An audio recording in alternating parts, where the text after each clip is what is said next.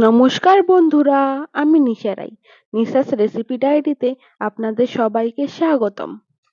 আজ আমি আপনাদের জন্য ভীষণই মজাদার একটা পাটিসাপটার রেসিপি নিয়ে চলে এসেছি।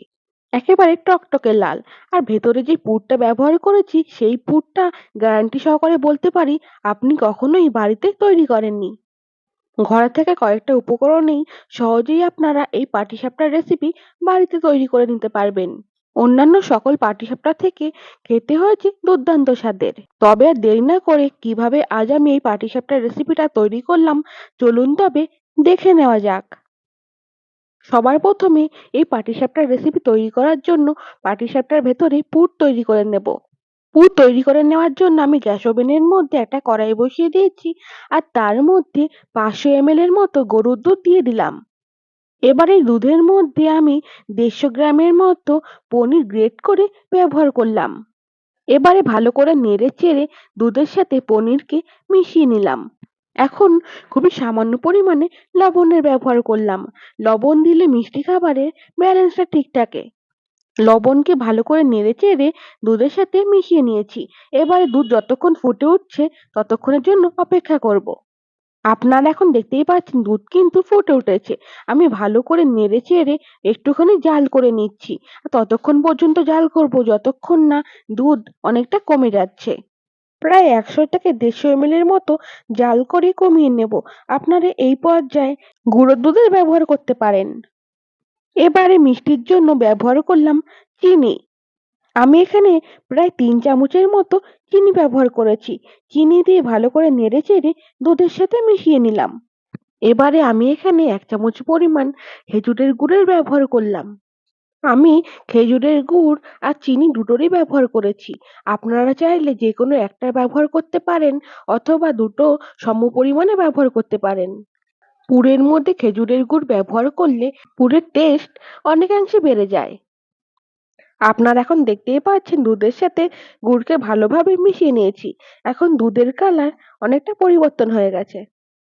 এই পর্যায়ে আমি ফ্লেভারের জন্য সামান্য পরিমাণ ভ্যানিলা এসেন্সের ব্যবহার করলাম।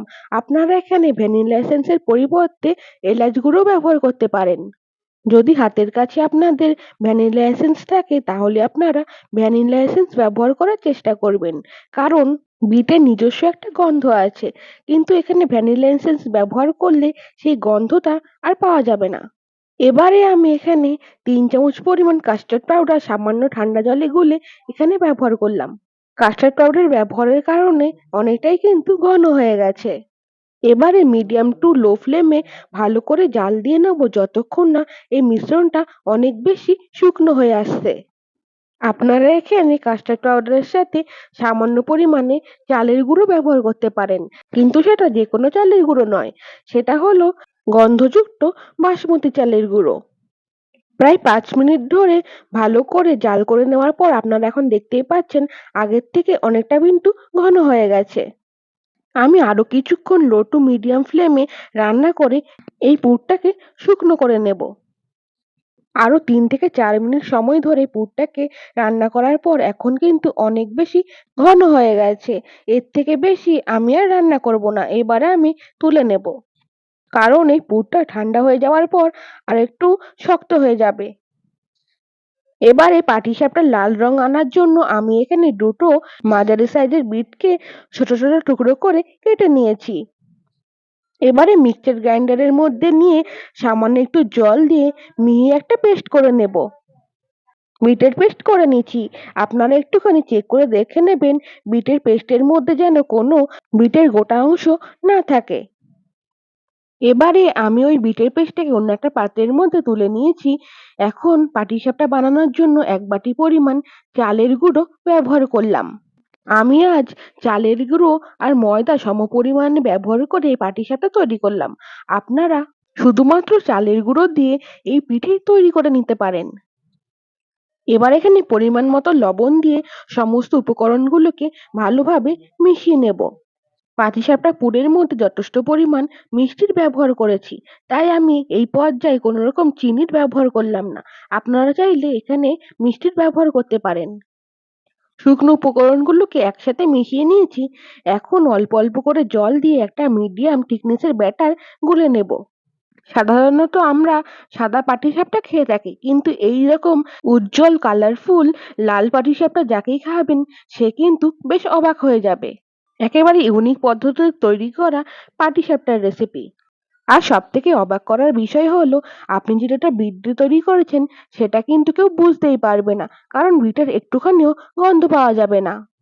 আর এই পাটিসাপটা পিঠেটা ঠান্ডা হয়ে গেলে খাওয়ার চেষ্টা করবেন, কারণ গরম অবস্থা থেকে ঠান্ডা অবস্থায় টেস্টটা কিন্তু অনেকটা বেড়ে যায়। পাটিসাপটার ডোটা কিন্তু একদম পারফেক্টলি তৈরি হয়ে গেছে, খুব বেশি পাতলাও না আবার খুব বেশি ঘনও না, একেবারে মিডিয়াম করে গুলে নিতে হবে। এরই মধ্যে আগের থেকে যে পুরটা তৈরি করে রেখেছি সেই পুরটা কিন্তু ঠান্ডা হয়ে অনেক বেশি শক্ত হয়ে গেছে। আমি আপনাদের একটুখানিও তুলেও দেখাচ্ছি। কোনো রকম নারকেল, ছানা কিংবা খিরসার পুর ছাড়াই এরকম ইউনিক একটা পুরের রেসিপি দিয়ে আপনারা এই পাটিসাপটা পিঠা তৈরি করে নিন।